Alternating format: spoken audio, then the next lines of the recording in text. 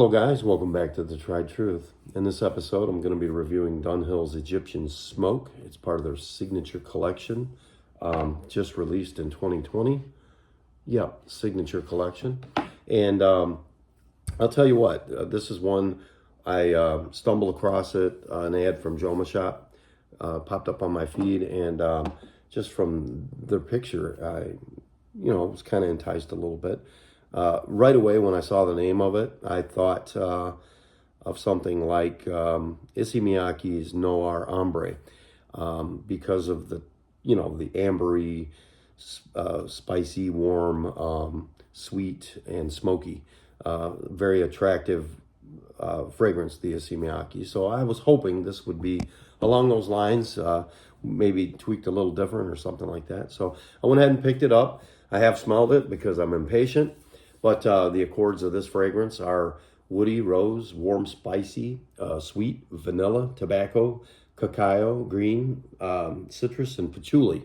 So let's get into the presentation. This is the box. It's it's almost like a vinyl coating on this box. It's very thick, heavy bottle. So slides open like that there. Pops out of there, the foam perforated insert there. So anyway, let's look at that bottle, the Dunhill icon style, bottle and cap and all that. So into here, let me get a strip here, extras. So guys, I got to be honest with you. I was super excited to get this fragrance, and when I finally got it, I'm still working on a relationship with this fragrance. I still don't really know how I feel about it completely. So just a pump style atomizer, nothing fancy there. Not pressurized or anything like that. So, okay. So right away when you apply the fragrance, what you're going to get. So the notes in the fragrance, it opens with in the top with black tea, ginger, and pink pepper. And in the mid, you get rose, tobacco, cacao, papyrus. And in the base, you get Palo Santo, vanilla, tonka bean, and patchouli. So as dark as this fragrance, the color of the fragrance is, you would think that this is very ambery, very smoky, very sweet, and dark, and it's none of those things. It's disappointingly light. In fact, I think what you have here is a fragrance that looks like a winter fragrance, but you would probably, in order to get the right performance out of this thing, you'd probably have to wear it in the warmer weather. I think spring, summer, and fall. I don't think it'll perform very well in the winter. It's like I said, this is like a cologne version of a dark fragrance. It's I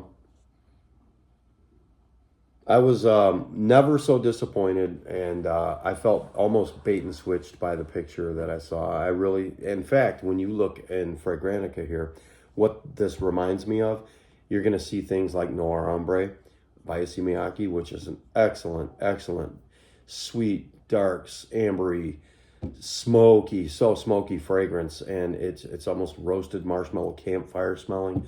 That is a great fragrance, and this is absolutely not even in the ballpark, not even on the same planet.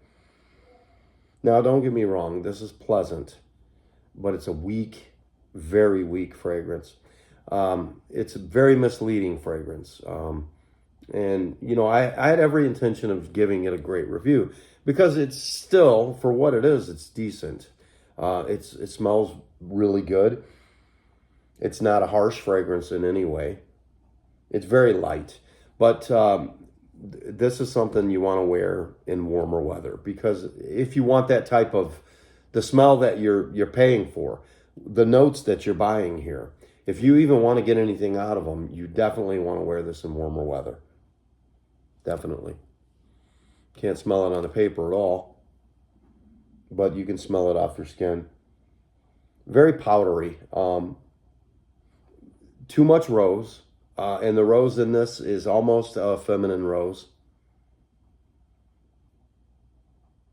It's pleasant, like I said. As far as notes like tobacco and cacao, pink pepper, tonka bean, they're non-existent. Um, yeah, this was the biggest disappointment in my fragrance journey yet. As far as a blind buy, I went out on a limb paying $50 for it. I've never been so disappointed in Dunhill before. This one is just, it's very weak. Now, it does change a little bit and it develops a little bit after a while, and the smokiness does become noticeable. Not sure what it is that brings that out. Maybe it's the vanilla, papyrus, tonka bean, and tobacco. Maybe that's what's happening here. But as far as I can tell you, it's just I don't know. When you're used to dark, heavy, syrupy, smoky, um, resinous fragrances, and you look at this and you blind buy it thinking you're going to get something in that area or in that genre. You're not. This is just I don't know. It's completely office safe, but I'm telling you, no one's going to smell this on you. There's no longevity. I mean, okay, there's longevity, but there's not projection.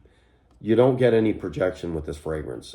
Maybe in order to smell it, you're going to have to be right up on somebody.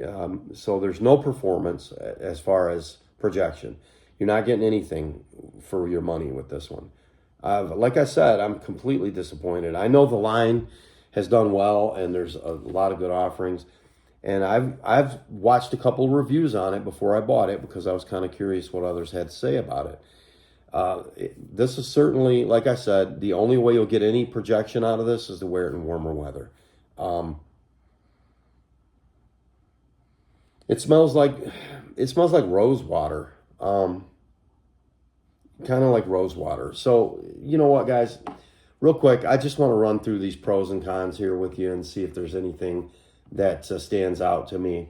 So the pros: great quality and performance. I disagree. Warm and comforting scent. Totally disagree. Smooth and strong fragrance. There's no strength here. It is smooth. Pleasant and likable. If you can get past the disappointment of the masquerade, because I don't even know how this liquid is this color, because it smells like a clear liquid, if that makes any sense. Longevity and projection. Yeah, I mean, yeah, you're still going to be able to smell what you smell for 6 to 8 hours, I suppose. Now, the smokiness doesn't even show itself for, I don't know, the first 40 minutes, and then you kind of pick up a hint of smokiness from it. And it's whatever. But unique, smoky, and honey-like scent. What I get more than anything at this point is rose, and it's just disappointing. I like rose. I like it in a fragrance, but I don't like the fragrance to lean too much towards rose. So sandalwood and tobacco mix. In any case, it's just not very strong. This is a very weak fragrance. So the cons may not be a safe blind buy. I totally agree with that. The rose note is overpowering for some. Yeah, not overpowering. It's not overpowering. What it is, it's the only thing you're really going to pick up. So it overpowers the fragrance, but it's not an overpowering fragrance like it's so rosy that you'd hate it or anything. But it seems to be the one note that stands out more than anything else. And it's a very powdery, feminine rose. You would not want this is completely, I think it leans way more feminine. So not accurately represented by the list of notes. I agree with that. I just don't think the strength of the notes are there enough to stand out to overpower the rose in this. Sweetness can be cloying for some. There's nothing cloying here. This fragrance it's not gonna bother anybody. Burnt paper like smell after the dry down for some. That's probably the papyrus. But that's the only benefit to this fragrance. I agree with it. But it's not anything. That's the only thing I like about it, is that light smokiness But the rose, it never dies, it never goes away. So even though you do get that burnt papyrus, that burnt paper like smell, the only smoky characteristic to the fragrance, the rose is still there saying, haha, I got you, and I'm just going to take over and annoy you forever. That's what I take out of the fragrance. Very disappointed in it. Not going to go on with this review very long. I put it up on fragrance swaps and trades on Facebook group, and no one wants it. It's so disappointing. I'm telling you. Save your money, please. Dunhill, I'm very upset about this one because it's such a misleading fragrance. I mean, in fact, I'll say this. If you've ever had Dior Homme Sport, now this doesn't smell like Dior Homme Sport, but the thing about Dior Homme Sport, it's very unique. Well, I don't know if unique's the right word. Okay, it has an elegance to it because it's light and airy. And the strength of that fragrance is that you're still catching those whiffs of iris even when you think the fragrance is worn off. So this fragrance is similar to the performance of that in those ways.